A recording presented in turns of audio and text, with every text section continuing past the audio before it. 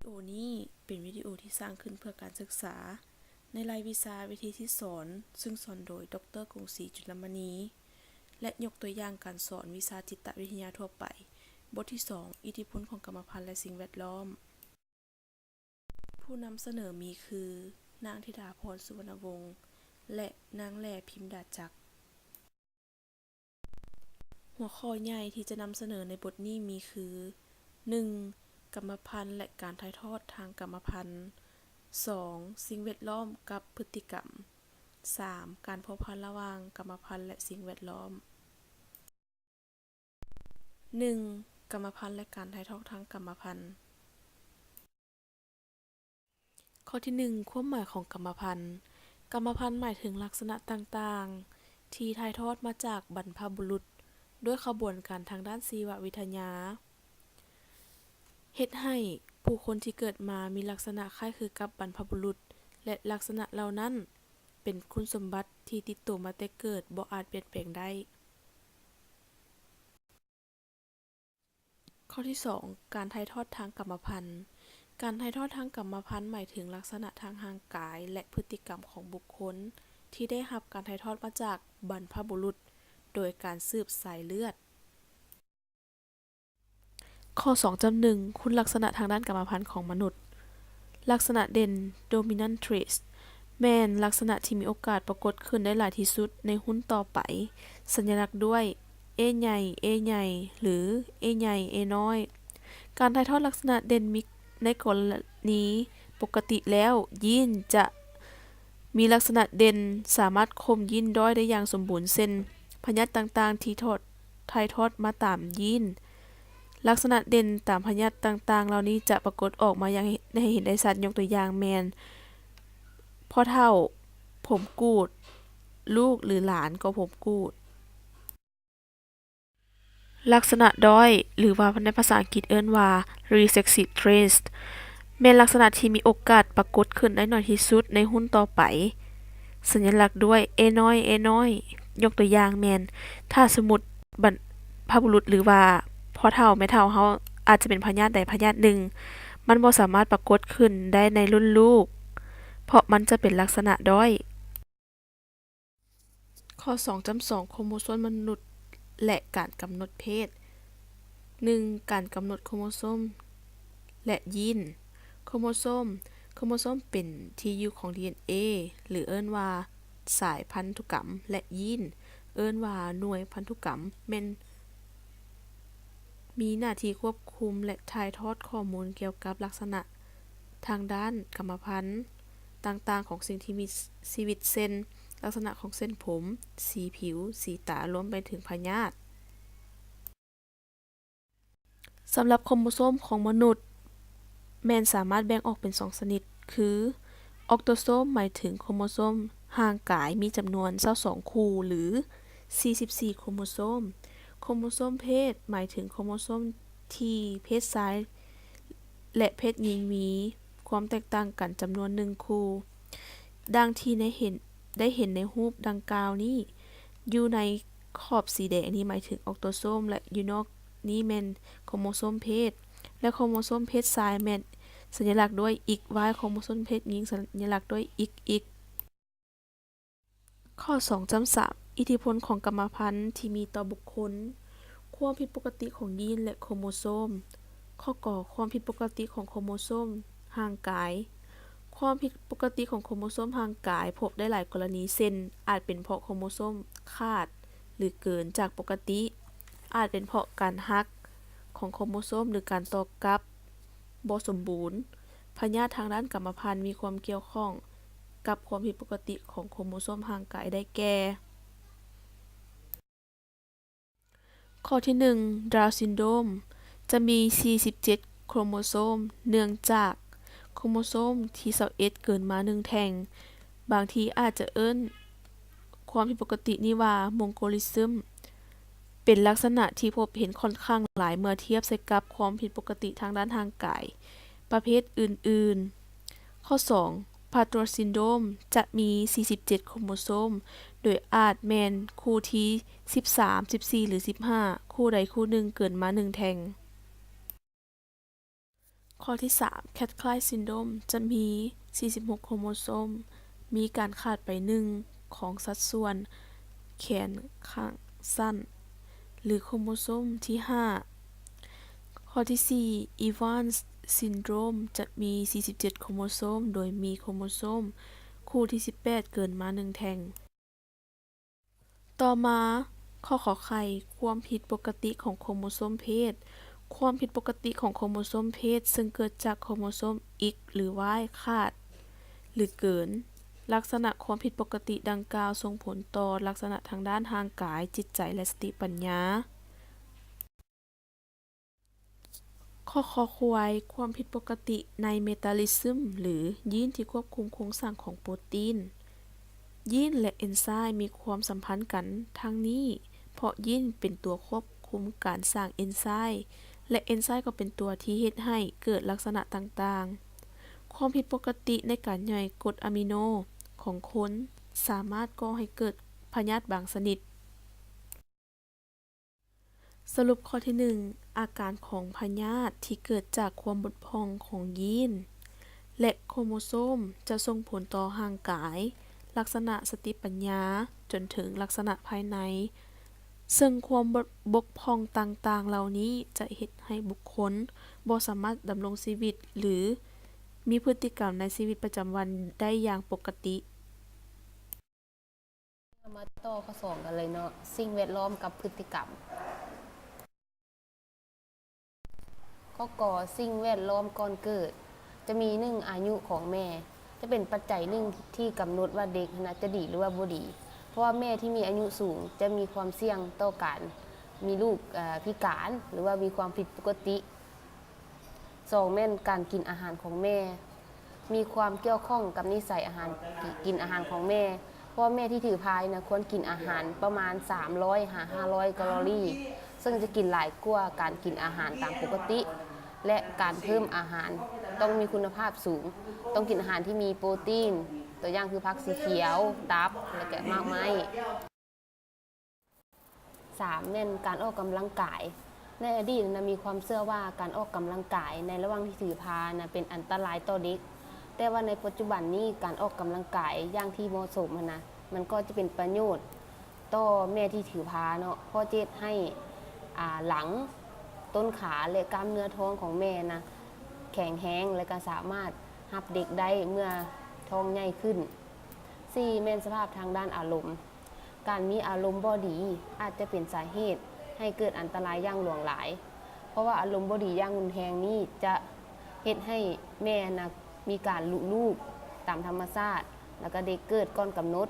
และที่สำคัญน้ำหนักของเด็กนะก็จะต่ำ5แม่นการใช้ยาของแม่จากการศึกษาวิจัยพบว่ายาที่มีผลต่อเด็กอ่อนมียาทาลีโยไมด์ซึ่งมีการใช้ยานี้หลายในปี 1950 จนฮอดปี 1960 แม่ที่ใช้ยานี้หลายจะมีผลต่อลูกคือลูกเกิดมาจะมีหุบห่างผิดปกติบ่มีแขนบ่มีขาหรือว่าบ่มีอวัยวะภายใน6แม่ที่ดื่มแอลกอฮอล์จะส่งผลกระทบต่อเด็กในระยะยาวคือเด็กที่เกิดมานะจะหัวน้อยกว่าปกติมีเนื้อเยื่อในสมองน้อยกว่าเด็กปกติแล้วก็เด็กนะจะมักปัญญาอ่อนและบ่สามารถเรียนรู้ได้และเด็กนั้นจะมีความผิดปกติทางด้านหัวใจและมีความลำบากในการควบคุมการเคลื่อนไหวของตนเอง7เรื่องการสูบยาของพ่อและแม่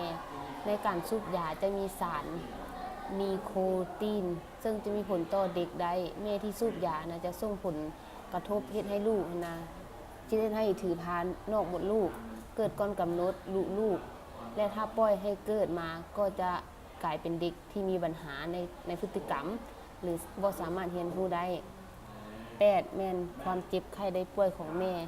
มีพยาธิหลายชนิดที่แม่เป็นในระยะถือพาและส่งผลให้ลูกมีความผิดปกติได้เช่นพยาธิหัดเยอรมันพยาธิท็อกโซพลาสโมซิสพยาธิซิฟิลิสพยาธิเฮอร์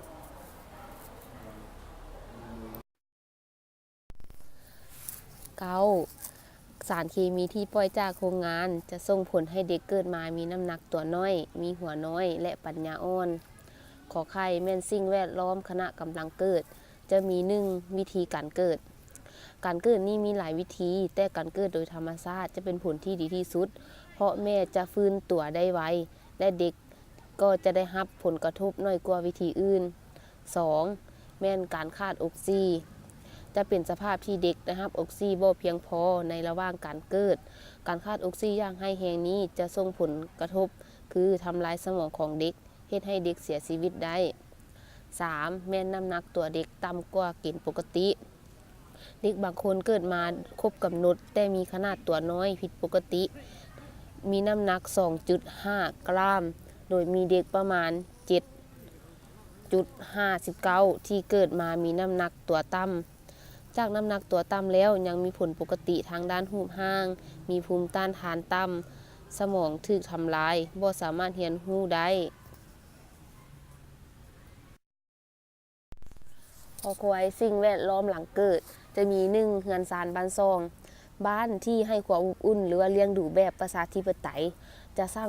บุคลิกภาพให้เด็กเป็นคนมีเหตุผล มีความเชื่อมั่นในตนเอง เบิ่งโลกในแง่ดี และมีลักษณะใฝ่สำเร็จสูง แต่กลกันข้ามถ้าบ้านให้ความอบอุ่น ให้การเลี้ยงดูแบบเผด็จการหรือว่าเข้มงวดจะสร้างความตึงเครียดให้กับเด็ก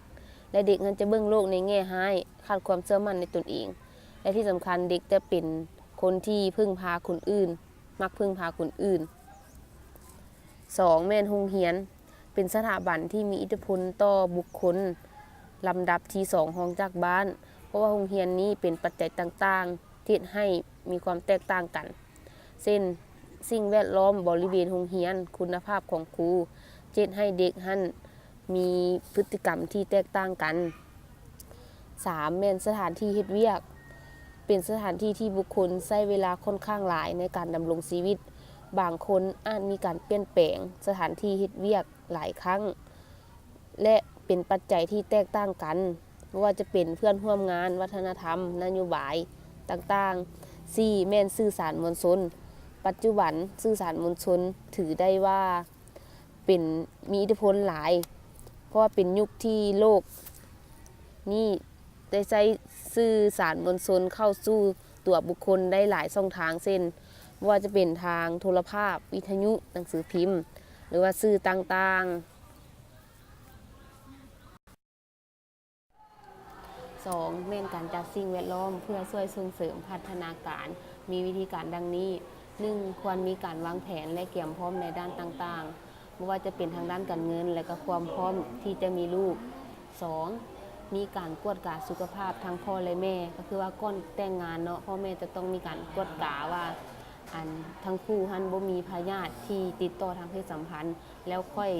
มีลูกแล้วค่อยเอาลูกเนาะ 3. แม่นการปฏิบัติในช่วงถือพาก็คือว่าในเมื่อเราถือพาแล้วเราควรรักษาตนเองแล้วก็กินอาหารที่มีประโยชน์ต่อลูก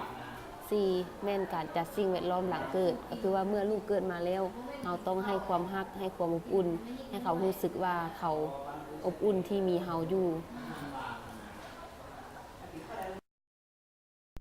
วันนี้เรามาต่อลมแมง3กันเลยเนาะการพัวพันระหว่างกรรมพันธุ์และสิ่งแวดล้อม 3. แม่นการพัวพันระหว่างกรรมพันธุ์และสิ่งแวดล้อมบุคคลนั้นมีผลมาจากกรรมพันธุ์และสิ่งแวดล้อมแนวใดก็ตามเป็นการยากที่เราจะบอกได้ว่ากรรมพันธุ์หรือว่าสิ่งแวดล้อมมันตัวใดมีอิทธิพลเหนือกว่ากันเพราะว่าบุคคลนั้นได้รับอิทธิพลทางกรรมพันธุ์เป็นที่รู้กันอยู่แล้วแต่ทุกคนก็ต้องเติบใหญ่ขึ้นภายใต้สิ่งแวดล้อมต่างๆอยู่เสมอฉะนั้นกรรมพันธุ์จึงเป็นตัวกำหนดเพดานความสามารถของบุคคลและส่วนสิ่งแวดล้อมนั้นจะเป็นตัวช่วยส่งเสริมให้การพัฒนาของบุคคลนั้นดีขึ้นเช่นคนปัญญาอ่อนกรรมพันธุ์จะเป็นตัวกำหนดระดับสติปัญญาของบุคคลเอาไว้แต่จะมีความสามารถในการเรียนรู้ในระดับใดหรือว่ามีความสามารถประกอบอาชีพอย่างแม่นขึ้นกับสิ่งแวดล้อมผ่านการนำเสนอของพวกเราสามารถสรุปได้ดังนี้ผ่านการนำเสนอของพวกเราสามารถสรุปได้ดังนี้รูปแบบ1กรรมพันธุ์และการถ่ายทอดกรรมพันธุ์ กรรมพันธุ์หมายถึงลักษณะต่างๆที่ถ่ายทอดมาจากบรรพบุรุษเฮ็ดให้พันธุ์ที่เกิดมามีลักษณะคล้ายคือกับบรรพบุรุษและลักษณะต่างๆเหล่านั้นมีคุณสมบัติมาติดตัวมาตั้งแต่เกิดและบ่สามารถเปลี่ยนแปลงได้ 2. แม่นการถ่ายทอดทางกรรมพันธุ์หมายถึงลักษณะทางร่างกายและพฤติกรรมของบุคคลที่ได้รับการถ่ายทอดจากบรรพบุรุษโดยการสืบเชื้อสายหรือว่าสืบสายเลือดแล้วแม่ง2เนาะสิ่งแวดล้อมกับพฤติกรรมตัวนี้จะมี2จำหนึ่งอิทธิพลของสิ่งแวดล้อมที่มีตัวต่อบุคคลตัวนี้จะมีอยู่3อย่างแบ่งออกเป็น3อย่างคือ1สิ่งแวดล้อมก่อนเกิดสิ่งแวดล้อมก่อนเกิดนี้จะมี1อายุของแม่2การกินอาหารของแม่3การออกกำลังกาย4แม่นสภาพทางด้านอารมณ์ของแม่5แม่นการใช้ยาของแม่6แม่ที่ดื่มแอลกอฮอล์7แม่นการสูบยาของพ่อและแม่8แม่นความเจ็บไข้ได้ป่วยของแม่9แม่นสารเคมีที่ปล่อยจากโรงงานแล้วนี้ข้อ2เนาะสิ่งแวดล้อมขณะกำลังเกิดจะประกอบมี1วิธีการเกิด2แม่นการขาดออกซิ3แม่นน้ำหนักตัวเด็กต่ำกว่าเกณฑ์ปกติแล้วต่อสิ่งสุดท้ายเนาะก็คือสิ่งแวดล้อมหลังเกิดจะมี1เรือนซานบ้านซอง2โรงเรียน3สถานที่เฮ็ดเวียก4แม่นสื่อสารมวลชน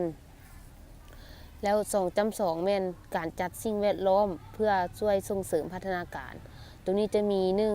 1ควรมีการวางแผนและเตรียมความพร้อมในด้านต่างๆ2มีการกวดสุขภาพของพ่อและแม่3แม่นการปฏิบัติตัวในระหว่างถือพา4แม่นการจัดสิ่งแวดล้อมขณะหลังเกิดมาต่อข้อระเบียง3เนาะการพัวพันระหว่างกรรมพันธุ์และสิ่งแวดล้อมบุคคลเป็นผลมาจากกรรมพันธุ์และสิ่งแวดล้อม